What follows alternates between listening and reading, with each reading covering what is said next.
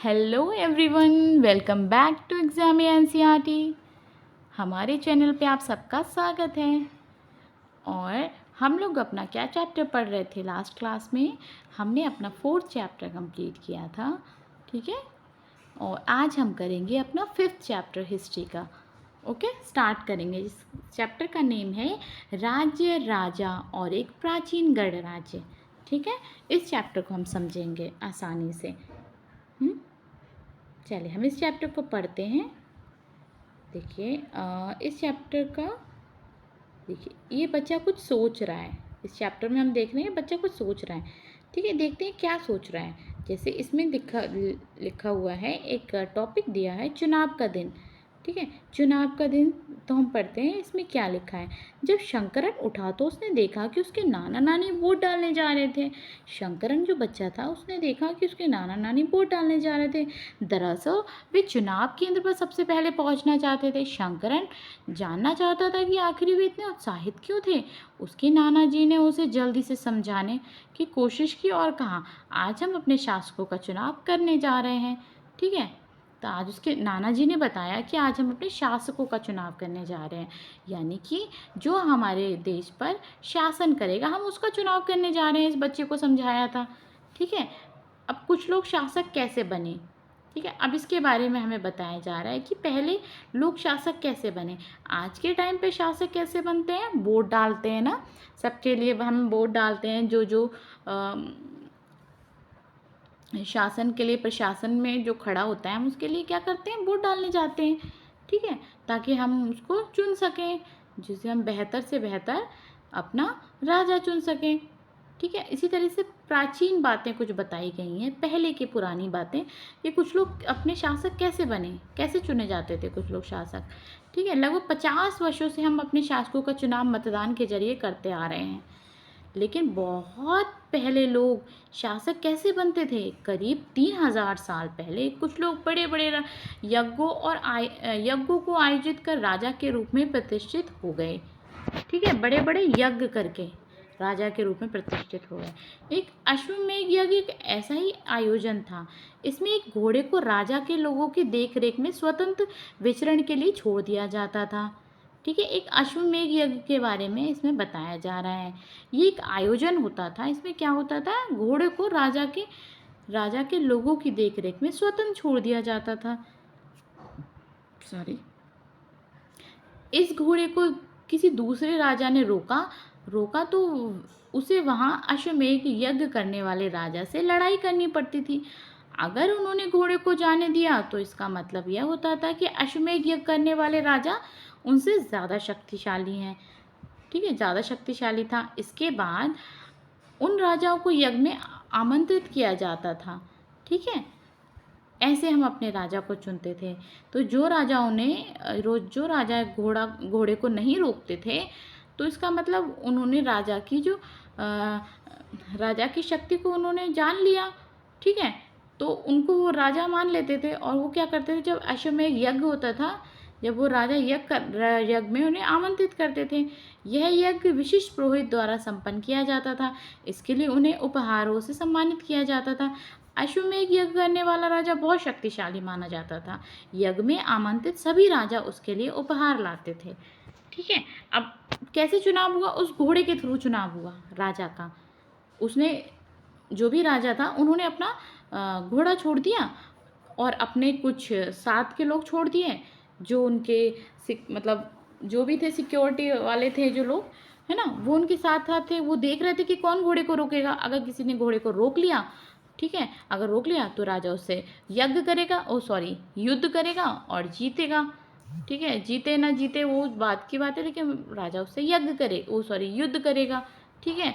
और अगर किसी ने नहीं रोका घोड़ा, इसका मतलब उसने राजा की अधीनता स्वीकार कर ली है, यानी उसने उसको राजा को अपना राजा मान लिया है, ठीक है। और फिर क्या होता है? फिर यज्ञ होता है और वो जो राजा होते हैं उनको आमंत्रित किया जाता है, जिन्होंने नहीं रोका है घोड़े को, और उन सबको उपहार दिए जाते हैं।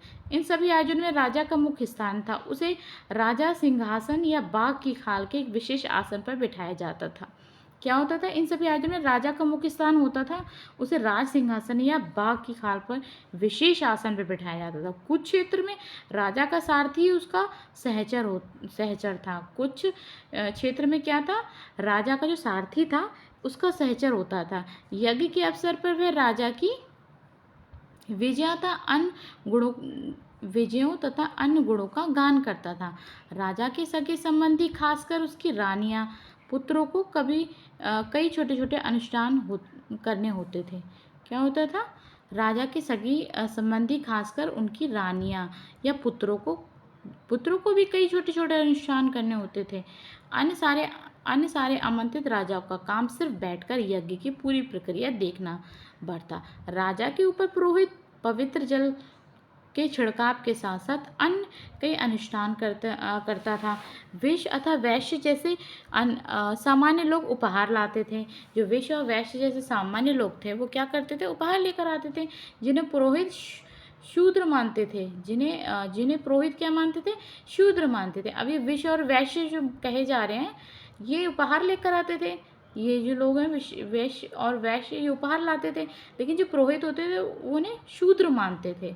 पुरोहित मतलब जैसे कि ब्राह्मण जो होता है ना, पंडित समझ लो ना, पुरोहित ये होते हैं, ये इनको क्या मानता था, शूद्र मानता था। शूद्र मतलब नीची कास्ट का मानते थे, नीची जाति का।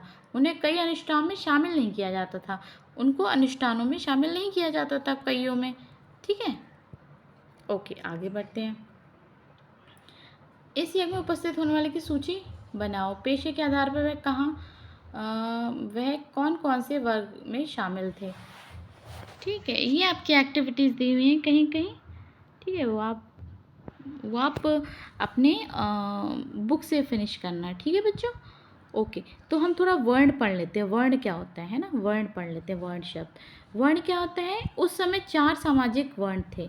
ठीक है, पहले के टाइम पे कितने सामाजिक वर्ण थे, 4 थे, जिसमें क्या एक ब्राह्मण था, एक क्षत्रिय था, वैश्य था, शूद्र था, 4 थे। सबसे बड़ा हम इसको मानते थे। सेकंड नंबर पे हमारा ये था, और थर्ड नंबर पे हमारे वैश्य, और लास्ट हमारे शूद्र माने जाते थे, जिनको अछूत माना जाता था, मतलब छूना भी उनके लिए सही नहीं माना जाता था, इन ब्राह्मणों को, राजा लोग। ठीक है, इन लोगों के लिए तो क्या, ब्राह्मणों का काम वेदों का अध्ययन करना था। ठीक है, यज्ञ करना था, जिनके लिए उन्हें उपहार मिलता था। ब्राह्मण जो होते थे ना, ये क्या करते थे, यज्ञ करते थे और इनको उपहार मिलते थे। क्षत्रियों का काम युद्ध करना होता था, जैसे हमारे राजा होते थे, इनको युद्ध करना होता था और लोगों की रक्षा करनी होती थी। तो सबसे ऊपर हमारे इसमें ब्राह्मण माने जाते थे, और क्षत्रियों को दूसरा स्थान था, जो युद्ध करते थे और रक्षा करते थे। वैश्यों का काम क्या करता था, काम था खेती करना और पशुपालन और तथा व्यापार था। ये 3 चीज़ें थी, 3 चीज़ें जो थी ना, ये वैश्यों की थी, खेती करना, व्यापार करना और पशुपालन करना। और शूद्रों का काम क्या था, शूद्रों का काम तो और भी क्या था वो देखते हैं। और भी शूद्रों का काम अन्य तीनों वर्गों की सेवा करना था। अब उनका काम तो और भी नीचा माना जाता था। क्या करता था वो, इन सब की सेवा क्या करते थे। ये हमारे वर्ण कहलाते हैं। ठीक है, आपसे क्वेश्चन पूछा जाएगा तो वर्ण कितने वर्ण हैं, तो कितने वर्ण थे, 4 वर्णों में डिवाइड था हमारा। ठीक है, हमारा समाज। ठीक है, आगे देखते हैं। ओके, आगे क्या है, जनपद। ठीक है, आगे हम पढ़ेंगे जनपद। ये हम अपना टॉपिक अगले वीडियो में हम पढ़ेंगे। ठीक है, बहुत ईजिली, है ना, बहुत ईजिली आप समझ जाओगे। फिर हम महाजनपद पढ़ेंगे। महाजनपद क्या होता है, ओके। देखिए, इसमें कुछ दिया हुआ है, इसमें चित्र दूसर पात्र दिया हुआ है। ये देखो, चित्र दूसर पात्र, ये देखो इसमें चित्र बने हुए हैं, ये इसको चित्र दूसर पात्र कहते हैं। इस तरह के पात्रों में ज़्यादातर थालियाँ और कटोरियाँ ही मिली हैं। इस टाइप की हमें ज़्यादातर थालियाँ कटोरियाँ मिली हैं।